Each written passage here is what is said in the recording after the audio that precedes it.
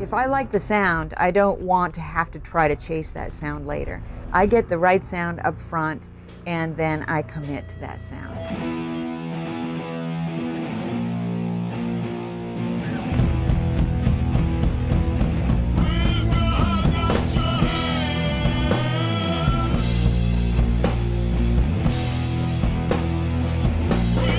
Hi, my name's Sylvia Massey. We're at the Village today recording the Melvins for Mix with the Masters.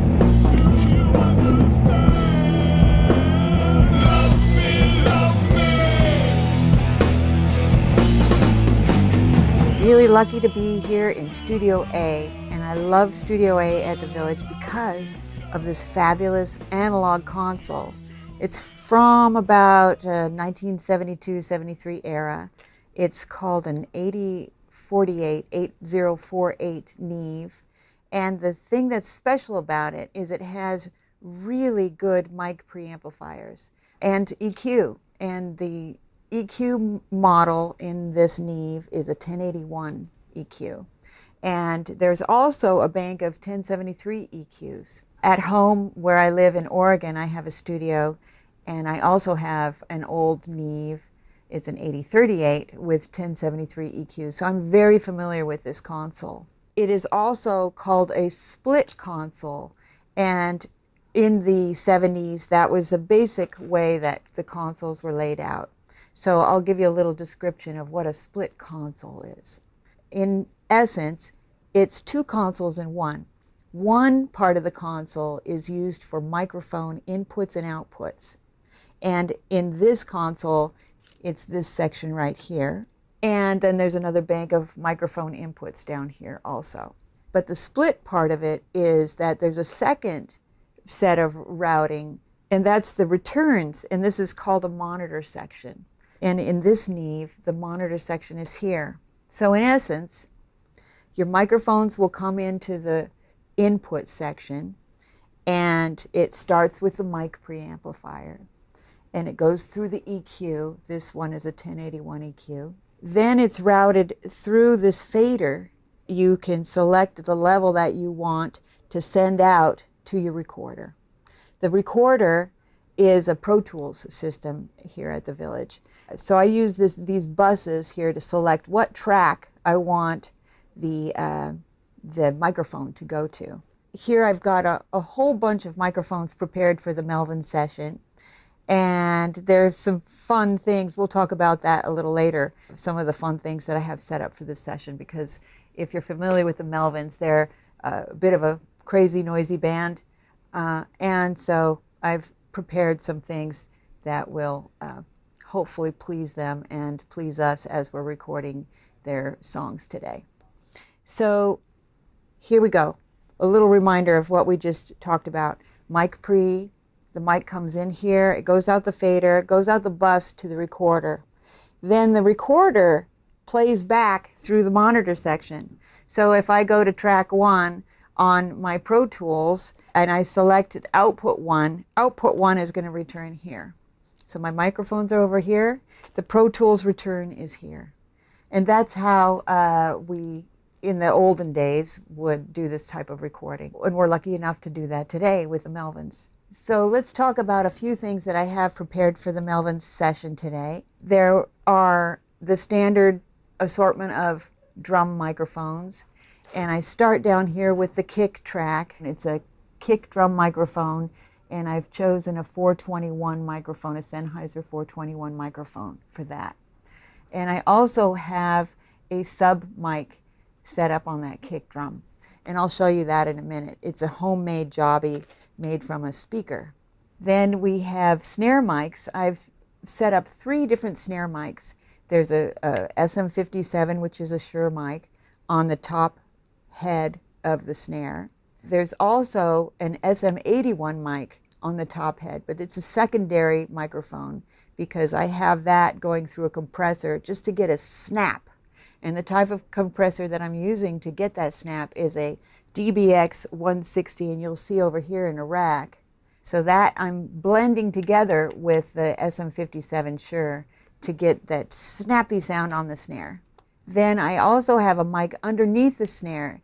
It's a Sennheiser 441 mic, and I have that set up with a phase reverse, and you'll see on the EQ channel here that I've selected the phase reverse, because when two mics are pointing at each other, they'll cancel each other out unless you flip that phase. So it's got a phase reverse prepared.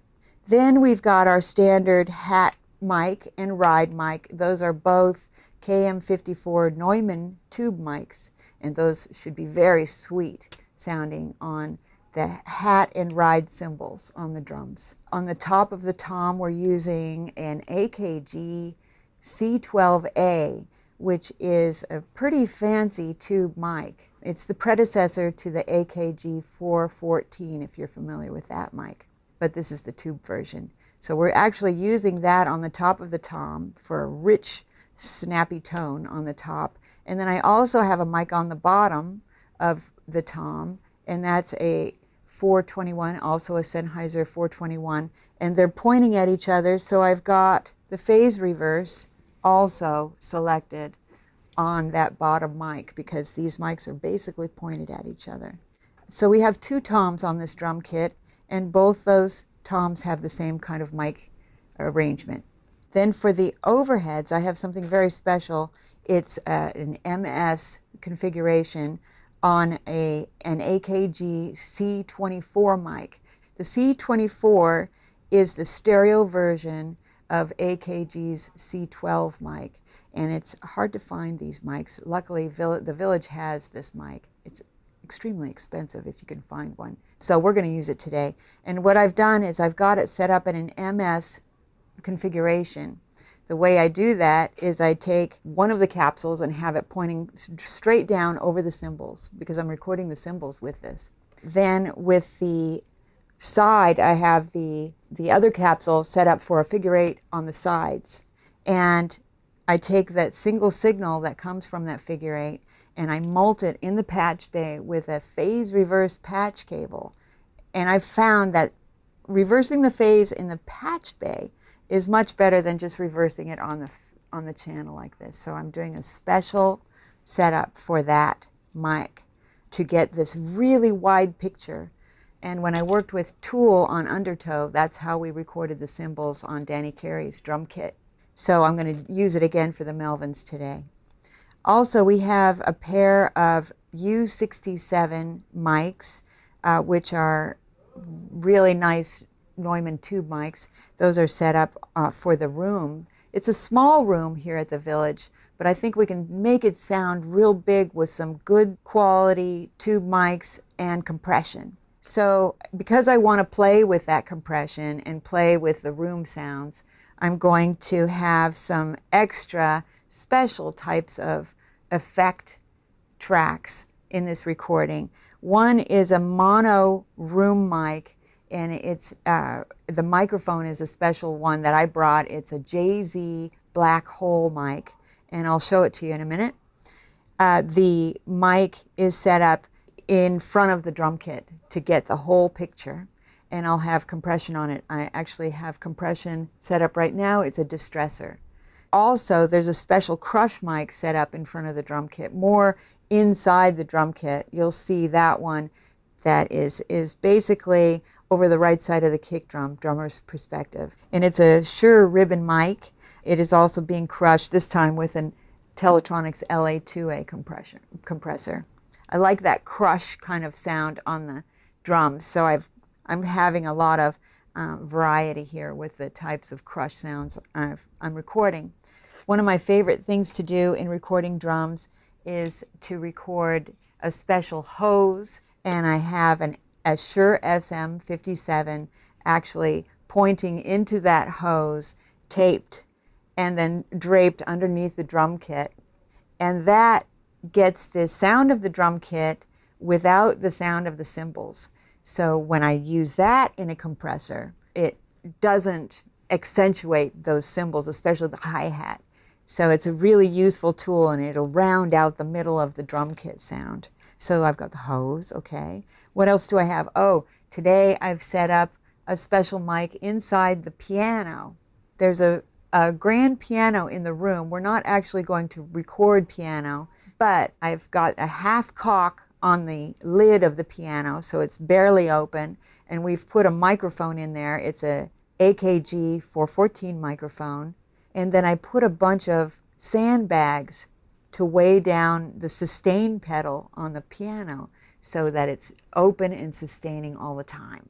And that way, when the drums are playing right next to this grand piano, it'll vibrate all the strings, and we can pick up that resonance from the piano just being in the same room as these noisy players.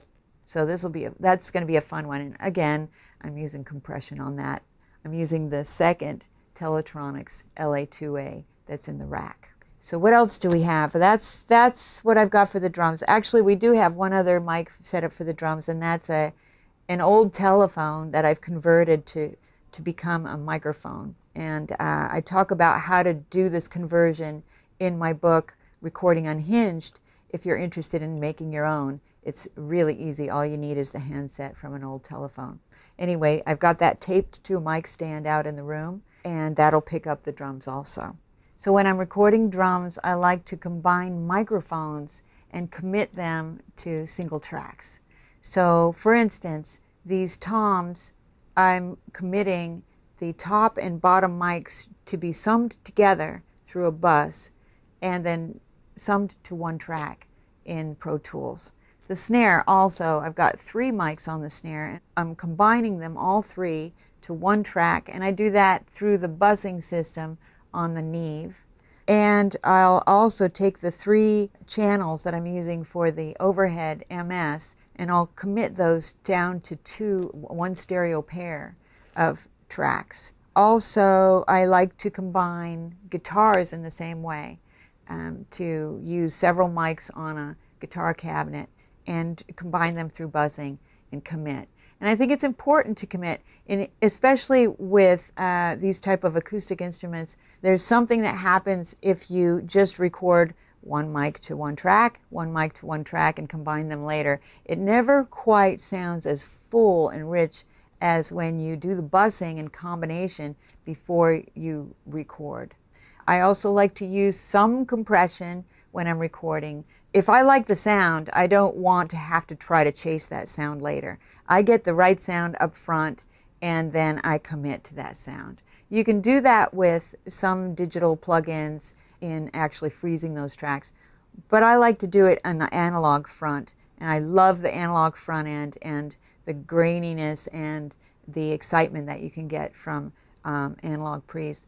Plus, when you commit, you're really saying that that is the best sound, and even if you could get it better later, you're not going to give yourself or anyone else a chance to muddy it up by changing it, and then you've kind of lost your original idea for the recording. So when I record drums, I love to use compression on the room mics. I might use a little bit on the overheads, and I might use a little on one of the snare mics like I'm doing today. But generally, I keep the compression pretty open. I will add a little EQ. And as soon as we get started recording today, I'll have Dale, the drummer from the Melvins, sit down at the kit, and he'll just play a beat, and I'll listen to the drums and do some final EQ. Right now, I'm not adding any EQ to any of these microphones yet. We'll get into that in a minute. When it comes to kick drum sub recording, I like to keep that on a separate track and not do the summing and combining, because depending on the system that you're using for mixing, you may find that you've not added enough or added way too much to your kick drum signal later. So I like to keep that option open on the kick.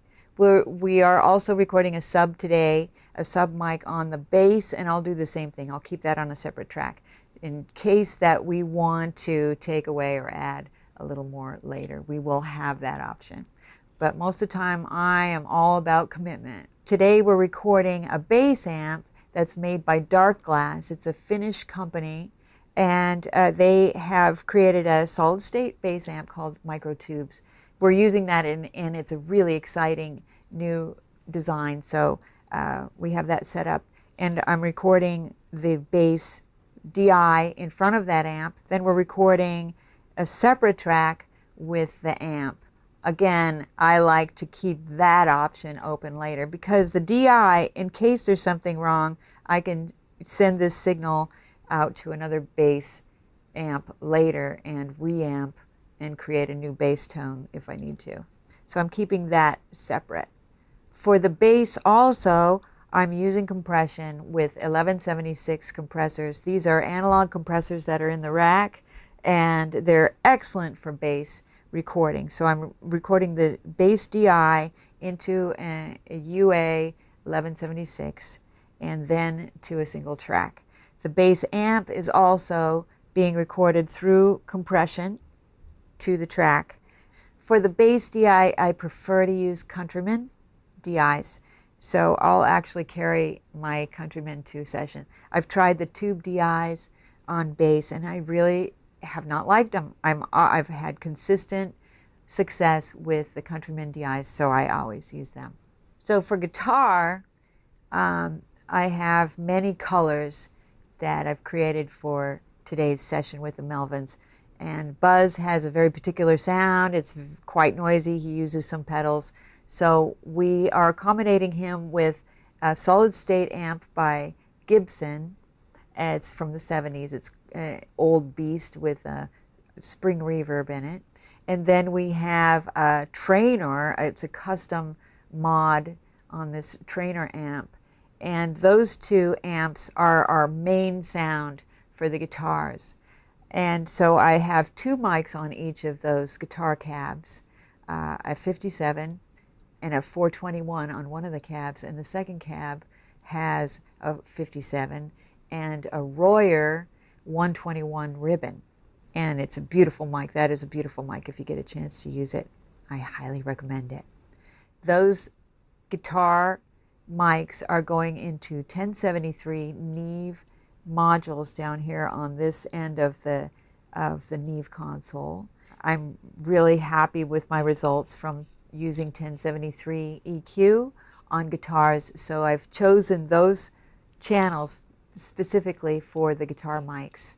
And then I will combine each guitar head, the mics from each guitar head, to one track. So for instance, the two mics that I'm using on the Trainer will go to one track, and the two mics that I'm using on the Gibson head will go to one track. So with the guitar, for Buzz, I've set up a triple splitter so that we can go from his guitar through his pedal board and then into a splitter into three separate guitar rigs.